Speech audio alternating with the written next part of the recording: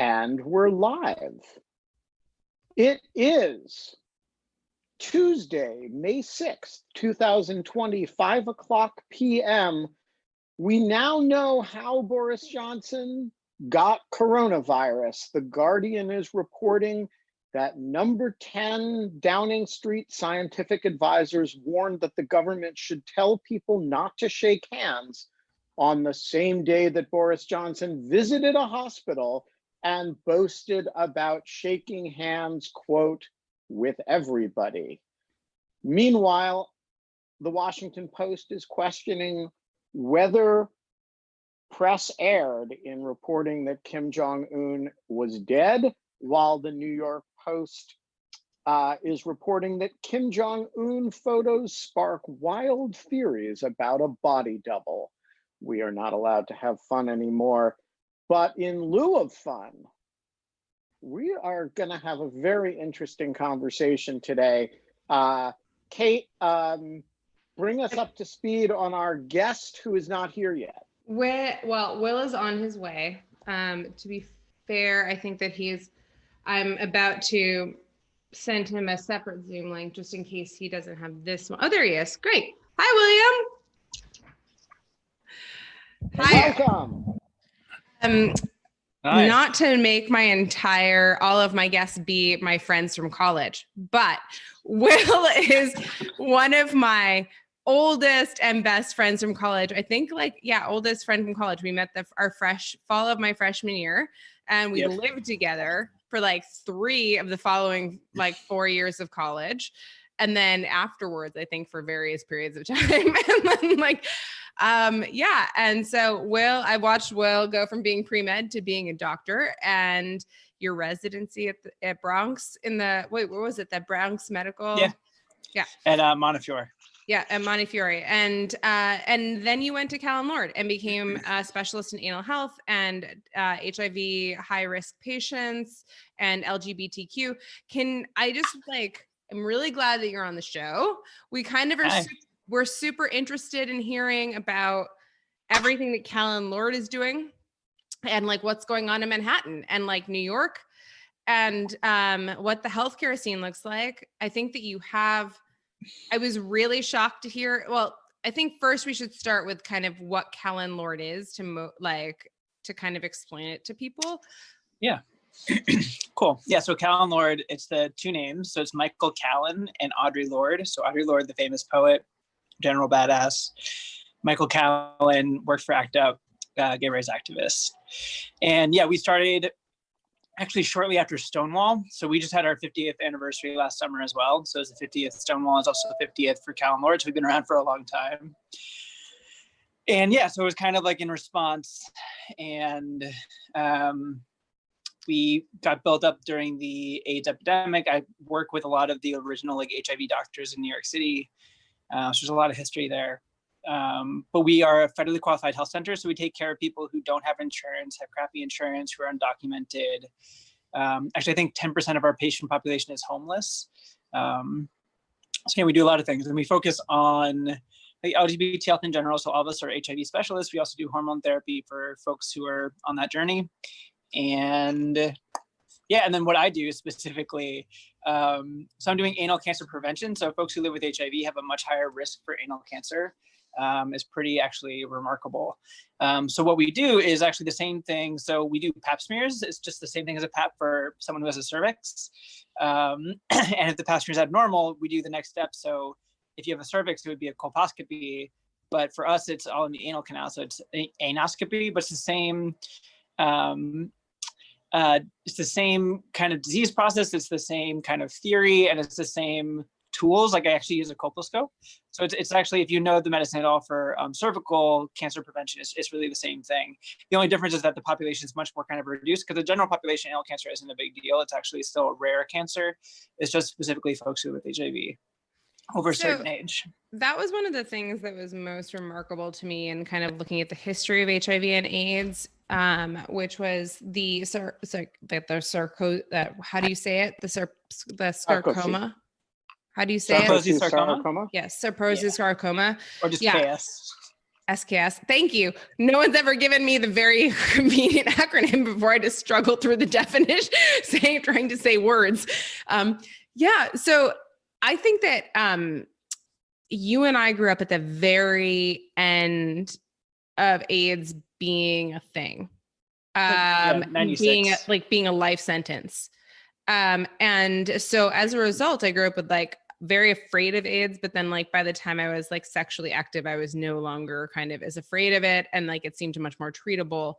And I think that I only mention this because a lot of people have been talking recently about how kids growing up in this pandemic are going to have a reaction to like COVID and to all of this stuff, and whether it's going to be kind of similar in terms of just like abject fear of contracting this type of thing.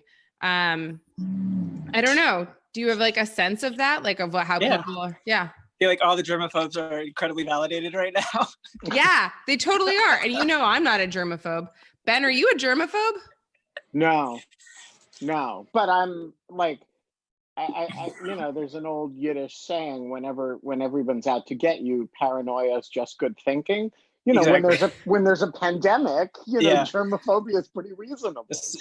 We all have to like, adopt we're all germaphobes now. Exactly. So Kate tells me you've had COVID-19. Is that right? Yes, I did. So I didn't like that. That was not my favorite. Yeah. So tell us about it. What was your?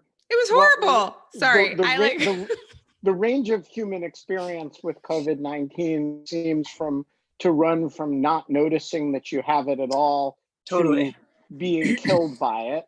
You clearly noticed that you had it and you're still alive and with us. So you're somewhere in the middle. What was your experience of COVID-19? Yeah, so I mean, so in general, Callen Lorde got hit really hard. At one point, I think more than 25 or 20% of our clinic was out with symptoms. It was early on too. But for me, I called you on, I actually looked at the date. I called you on like March 15th. Yeah. And you were sick. And I was like, I had just left the city and I was like, wait, how sick are you? Do you need someone to like take care of you? And you were like, you had all your roommates and things seemed to be okay, but like you got better shortly after that. But yeah.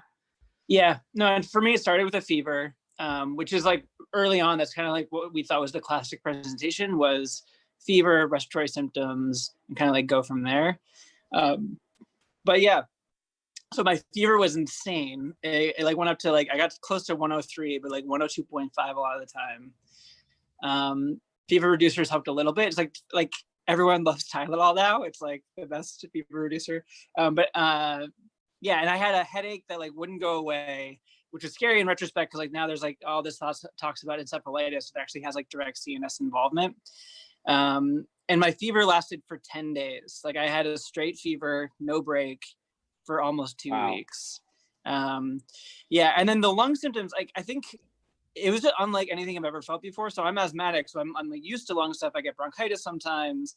This is totally different. It just felt like this kind of like generalized like inflammation. It was like something like was like restricting internally in your lungs. Like it didn't, and just like hurt. It was like this weird like dull soreness when you took a really deep breath. And that was freaky. And that got worse kind of as the fever was getting better. And then that finally like turned into this like hacking cough. You could barely talk I couldn't talk without coughing for a while. So it's definitely the sickest I've been in my life. And I did the full like no, like not even a little bit smell or taste. So actually my roommate was sick with me and we were like doing experiments. So we would like eat cloves of garlic and be like, I don't taste anything. And you don't smell how bad you both smell afterwards. Well, I mean, like, I didn't see anyone for like 3 weeks, so no one had to like endure that with me. But I think that's the other thing. I mean, I had a little taste of like, so I would, in the medical spectrum of things, like all that really sucks is like the sickest I've been, but that'd so be kind of defined as mild illness. Like my O2 sat never dropped below 92%. Like I never like was in real. 92 is low. It is low, yeah, but it's not low enough to go to like the hospital. So Gosh. So how do you measure your O2? Do you have a, like, do you have, Yeah, I have a you pulse have ox. one? You stole one from work? You jerk.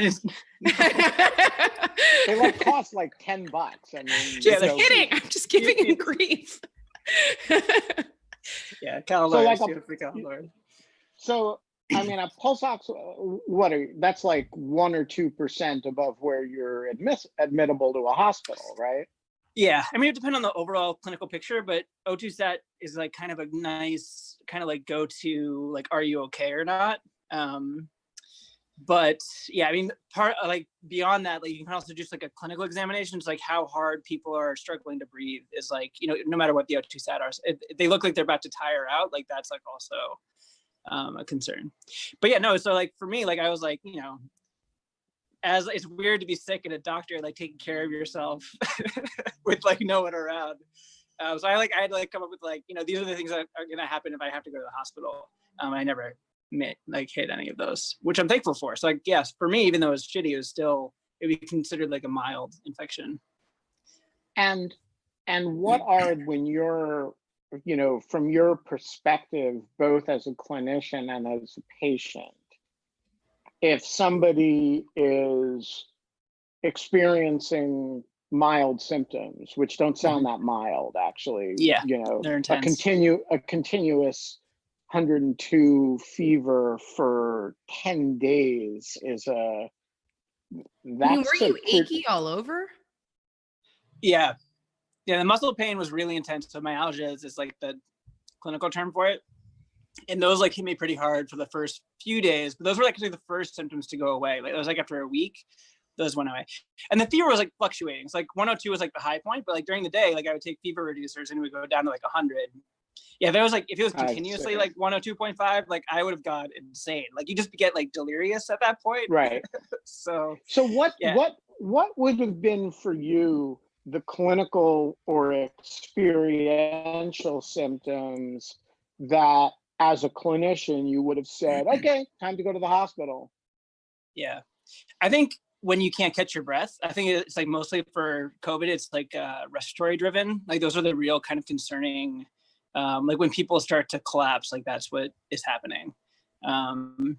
So if I like felt like I was like really like couldn't catch my breath after a coughing fit, or if I like was feeling like, you know, other than like when I was talking, like if like right now, like I would have been coughing if I had talked more than like a few sentences, but if you were coughing and like couldn't talk more than like a word at a time, even after you've been resting for a while, like that would be a reason to go in too.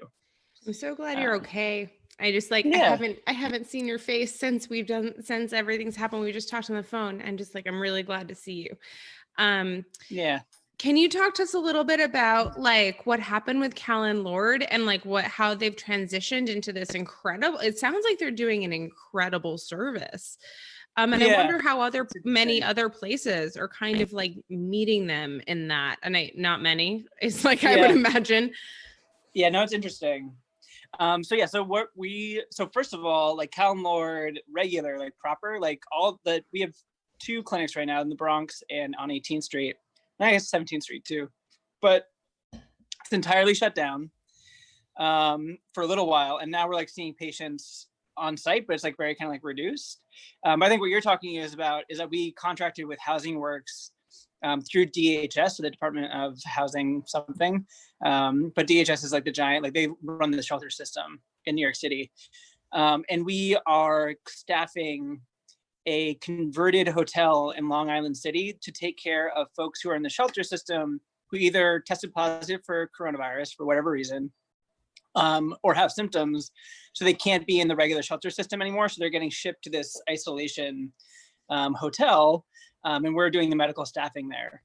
Are they testing them before shipping them, or is just symptoms? Some of them, ship them? yeah, no. Some of them is just symptoms. Some of them get tested, and especially like, you know, the testing has been super limited until somewhat recently, but now they're even like doing a testing blitz, so we might even get more people.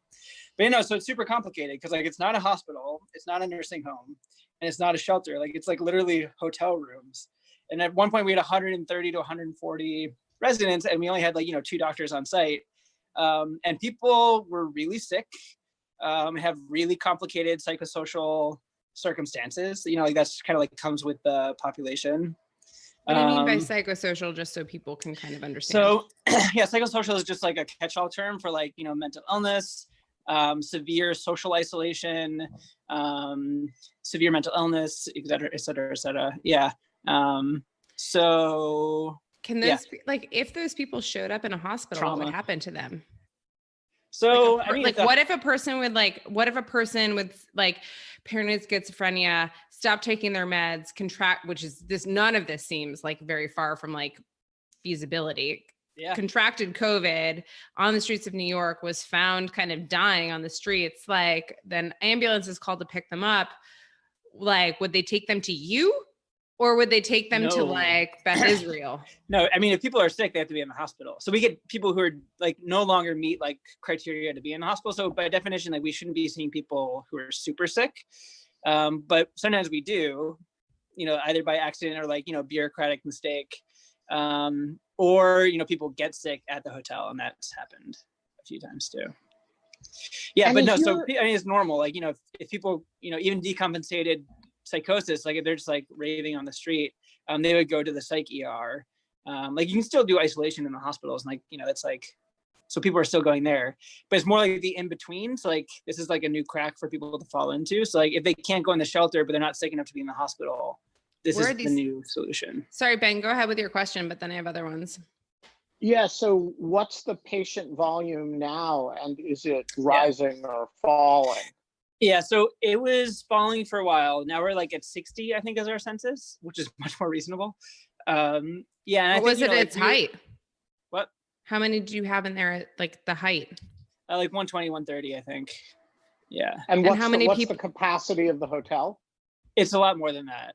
Actually, no, I think 130 was about capacity. Like, especially like with turnover, like it took a while to clean the rooms and stuff. So like, I think, we were like running out of rooms at like 130. And who's paying for these rooms? DHS? Yeah, I'm not sure actually, like the exact specifics. Like I know DHS is like where the grant is coming from, I think, for Housing Works and us to staff it.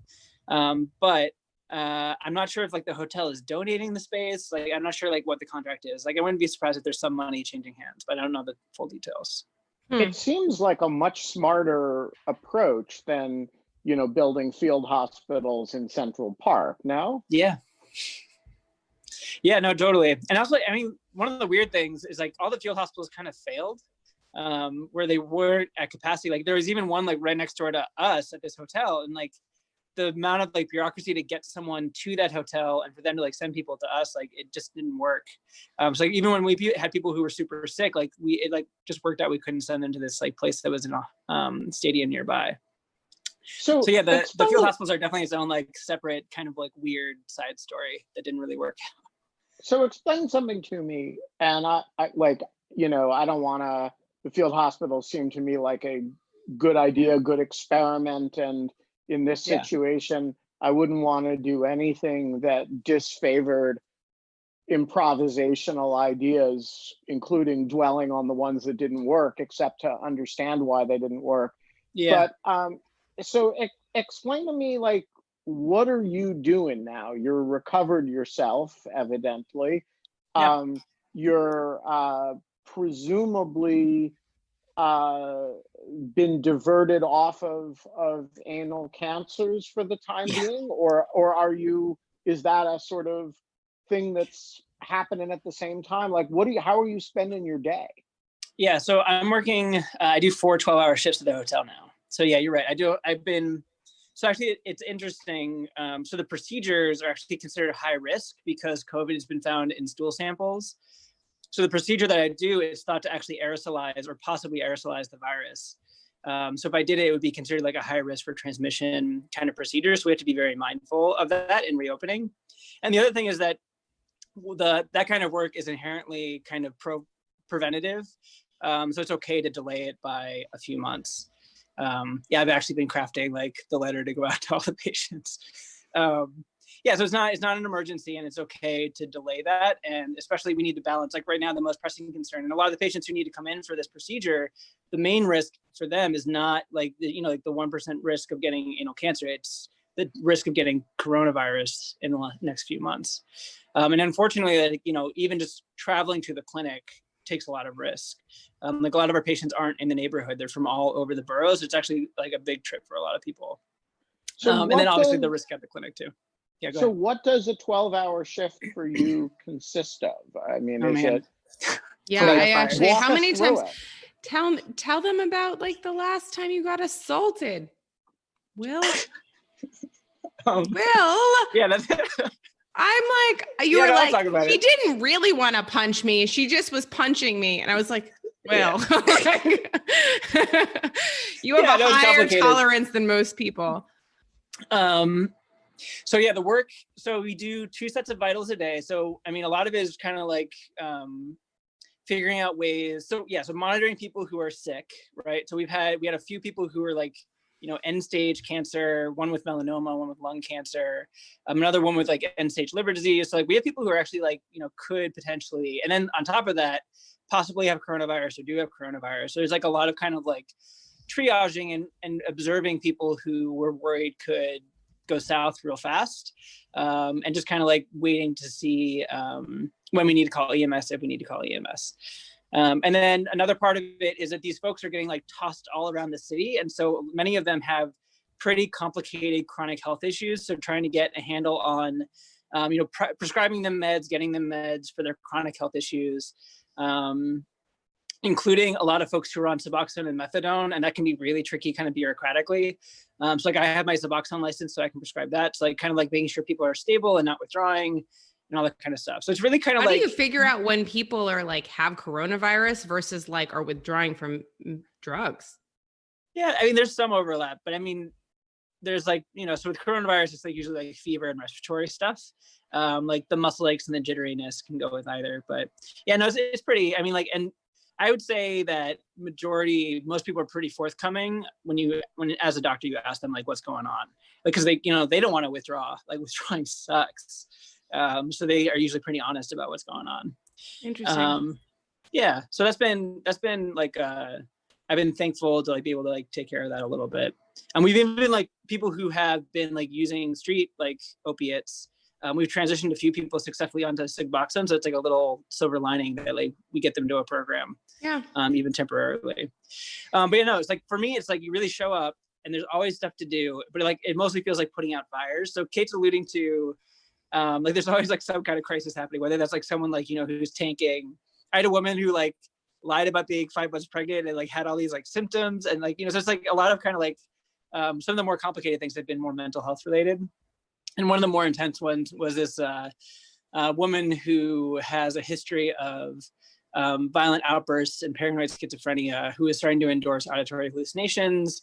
And the shelter couldn't have her back because she was being violent at the shelter too. And so we had to send her to the psych emergency room involuntarily. And I don't know if either of you have ever been present for something like that, but it's like always a traumatic experience for everyone involved.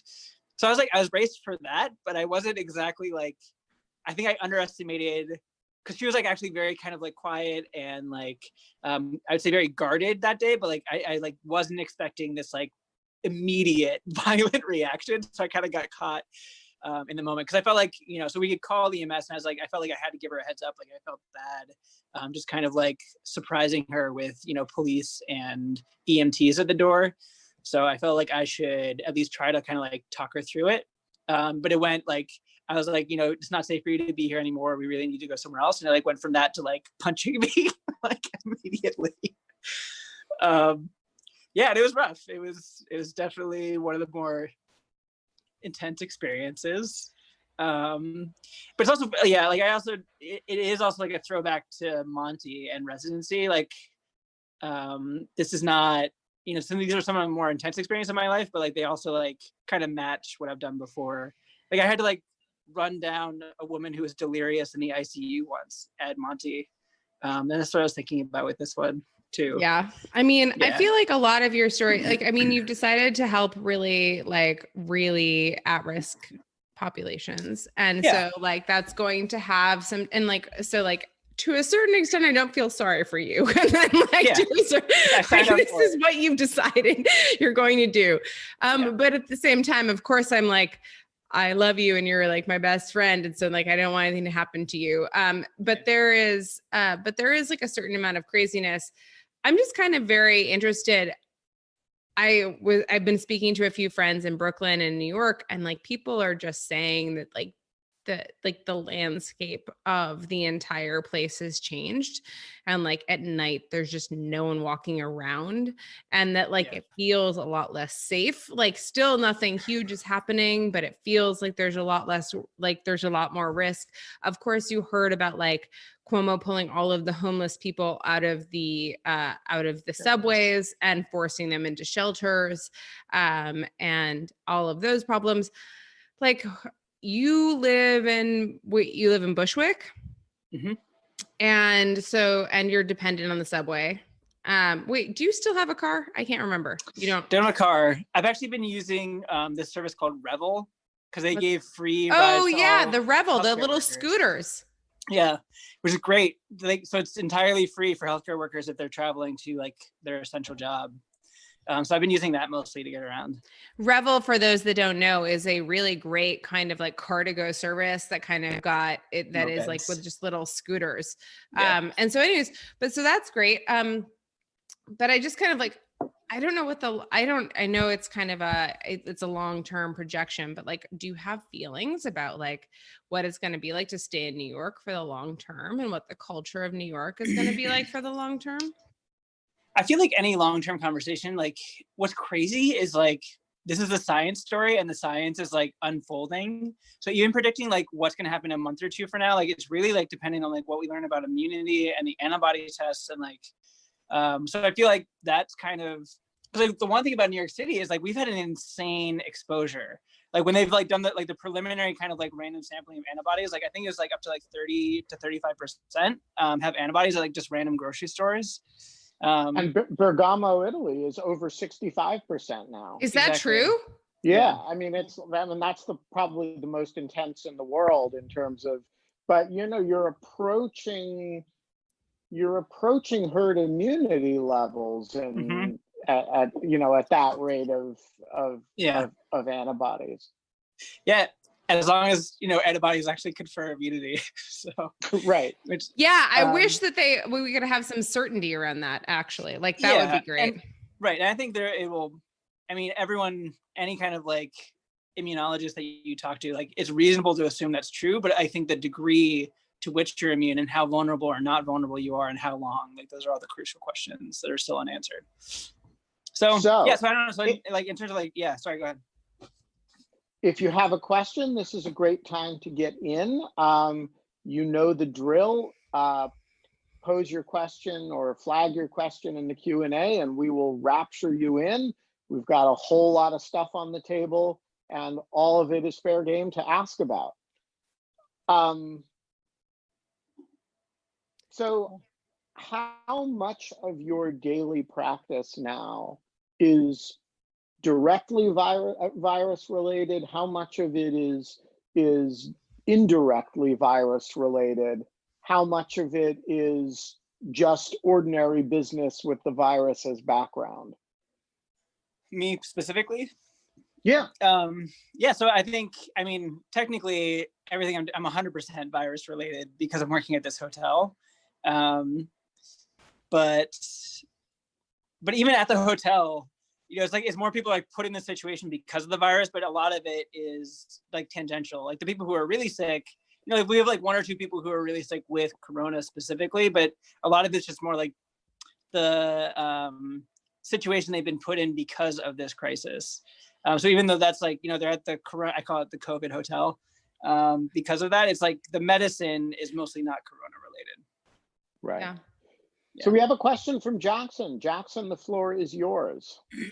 Hey, I was just wondering what you thought the long-term health outcomes would be. So like not getting the preventative checkup visits and not going to the ER when you have chest pain, because I know a bunch of ERs have lower volumes of cardiac arrests and all of those sorts of things. So what do you think about long-term, especially coming from a preventative health standpoint? Like Yeah, so like the long-term effects of having coronavirus, is that what you mean? Or I think he means like we had a guest on, another friend of Kate, who's an emergency room physician in Richmond, and he I was see. saying that their stuff is wildly down. Yeah. And I know that the rates of admissions, hospital admissions for cardiac arrest, which Jackson refers to, are way down. That presumably isn't because fewer people are having heart attacks. And so what are the likely consequences? I think this is what he was asking. What are the likely consequences of just deferring lots of normal medicine over months of because you're afraid to go outside or go to a hospital? Yeah. No, I mean, like, as I'm mainly a primary care doctor, so like I feel like I already feel that happening, where you can put primary care and preventative health on hold for a while, but at a certain point that does become a crisis itself, and it's like a little bit more of a lower pressure buildup. But yeah, absolutely. I mean, even at the hotel, like I had a woman who, like, she just was, it was in her head that like as soon as she shows up at the hospital, she's going to die. Like she's going to get coronavirus and die if she goes to the hospital. So she just like was refusing to go, even though I felt like she really had to go because of what was going on with her. And so I see that a lot, you know, and I think, you know, even in New York City, we're seeing that where like more people are dying at home. And there is like this kind of like generalized fear of medicine. And I do worry about it as a primary care doctor. Like, I think people are going to be afraid to go to the clinic for a long time. And already, you know, it's like a struggle to get people to participate in these preventative health. You know, we have like good evidence-driven interventions to reduce heart attack and stroke. And, you know, control these chronic health issues. But people are already kind of like hesitant to engage a lot of the time. And so I think this is like going to add another layer. So yeah, I want like Tony to ask his question, because Tony is lovely and wonderful, and he's a frequent flyer here. Yeah. But Will, I want to just kind of like note after you answer Tony's question that I kind of am really interested in the amount of kind of basically not like the amount of care, but like how you're going to be going forward, like what you think of all of like the studies that are coming out in rapid succession about corona.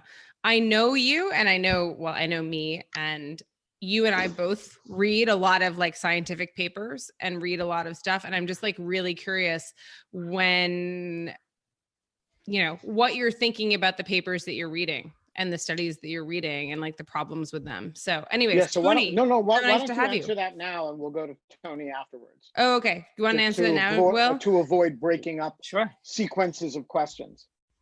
Yeah, what are you reading that's like interesting in this regard?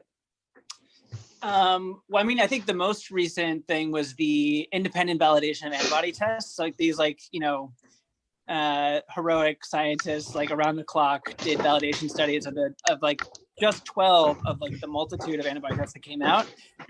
Basically, I think their main point was to prove like just like how shitty the quality of these different tests were. But it's interesting because like how quickly that got outdated, because the main tests that are now being used are through these giant lab corporations. Like Abbott is one of the main ones who Quest is using.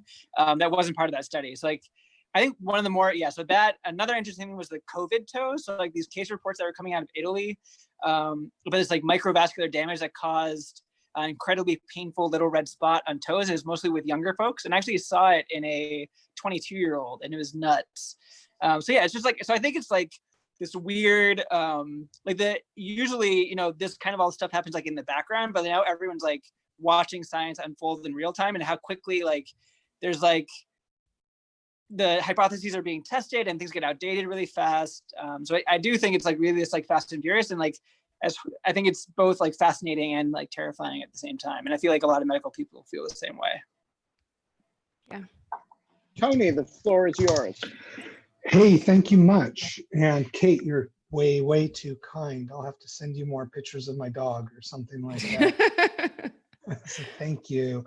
I'm really interested, Will, in how you and your housemates managed your self-care at home. I'm assuming it sounded like you had a housemate who was sick. The two of you were sick. Did you have any healthy housemates?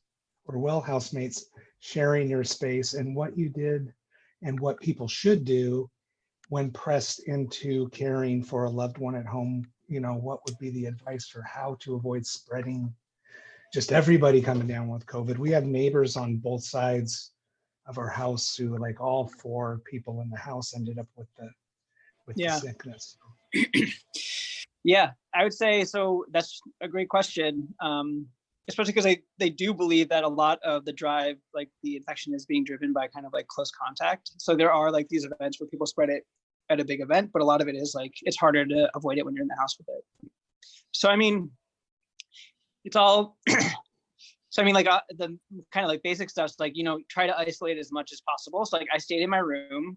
I didn't see anyone. Like if I did ask someone to bring me something, they would leave it outside my door and knock and then leave. And I would go pick it up. So masks whenever you're in common spaces. You're not supposed to share a bathroom if you can. And if you do, it should be like all the kind of like the high touch surfaces should be sprayed down afterwards. That's kind of like a difficult thing to do.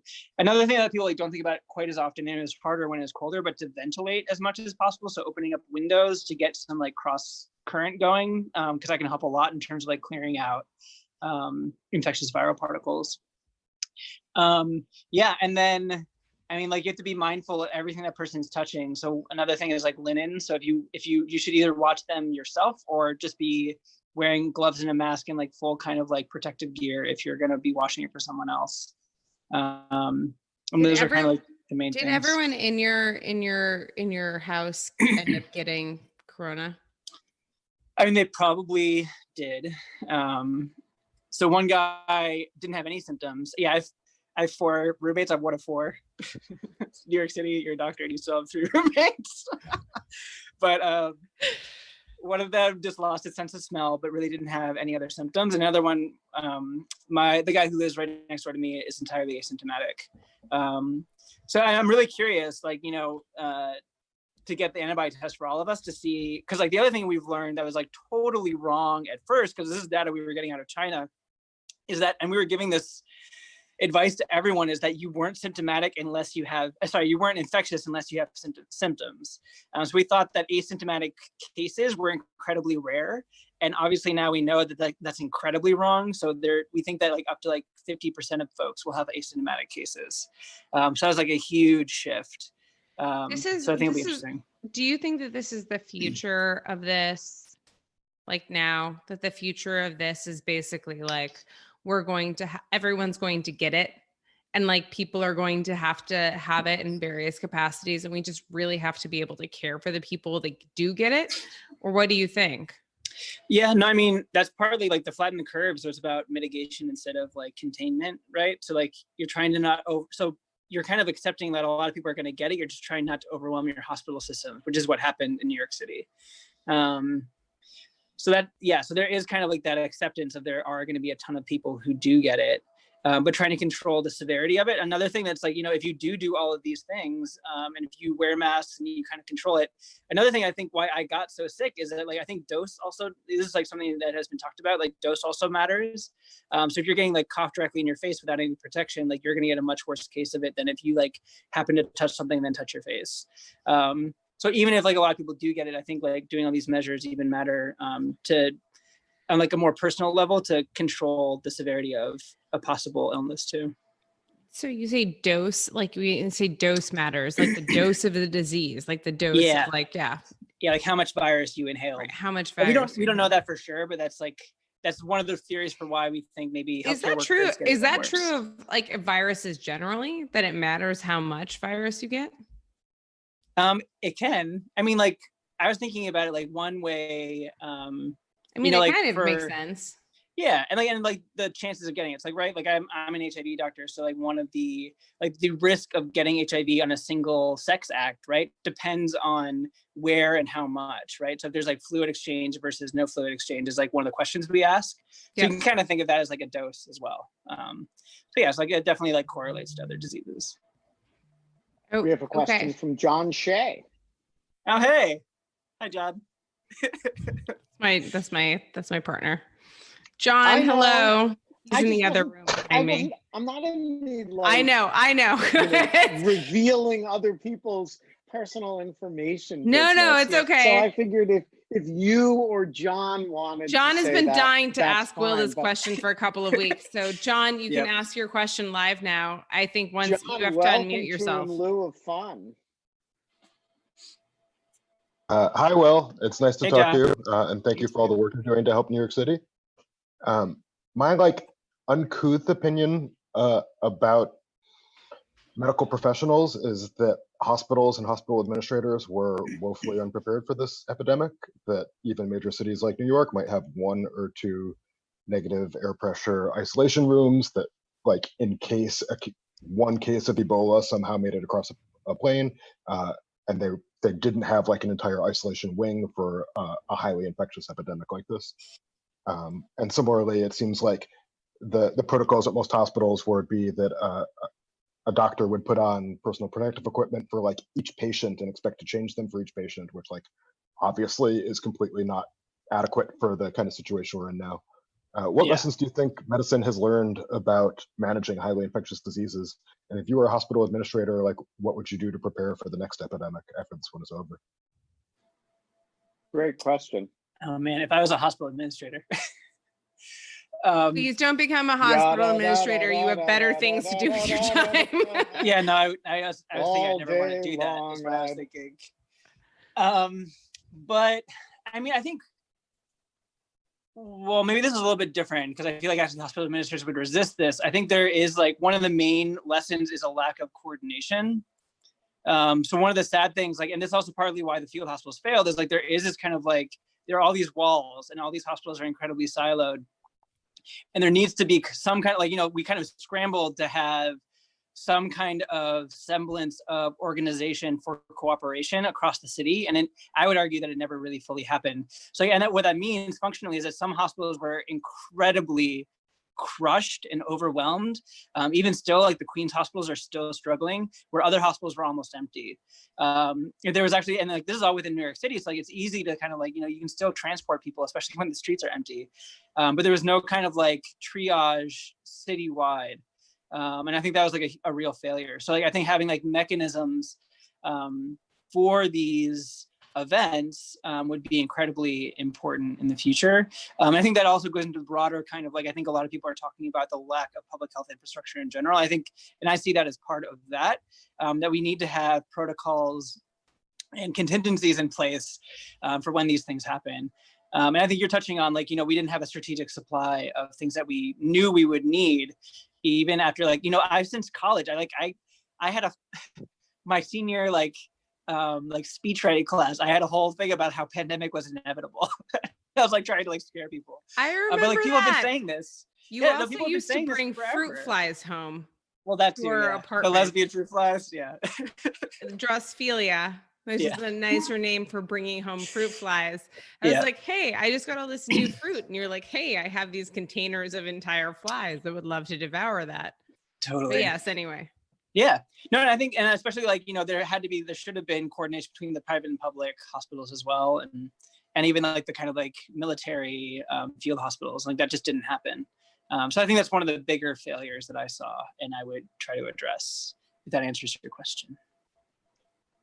Well, I think he knows how to follow up in case no, but seriously, I think that this has been so great. Well, this is I don't know, I think I haven't had any, even in being able to talk to you, this was a really much more sprawling conversation than we've been able to have in the last couple of months. And it was fascinating to kind of hear about actually what's happening with these DHS hospitals and I just think it's bizarre too. I just think there's so many bizarre things happening. The fact that DHS is just renting out hotel rooms. Hotels. Yeah. Right. It's surreal. Yeah. It's totally surreal. The fact that the subway's closing for sanitation. Is it a nice hotel? What do you say? It's fine. Yeah, no, it's nice. I mean, it was nice. Yeah. Yeah. Oh, wait, really? Is it a complete shit show now? Yeah, sometimes literally. But yeah. Yeah, I was imagining a lot of poop being thrown around. That is kind Yeah, of. I mean, I can tell you horror stories. I mean, they sent us people who like couldn't move, and you know, we don't have anyone to like, we don't have any nurses to like move people and like help them toilet and stuff. So it got messy a few times. Yeah. Ugh. Unfortunately, yeah, there's a lot of sad stories. Is there? Yeah.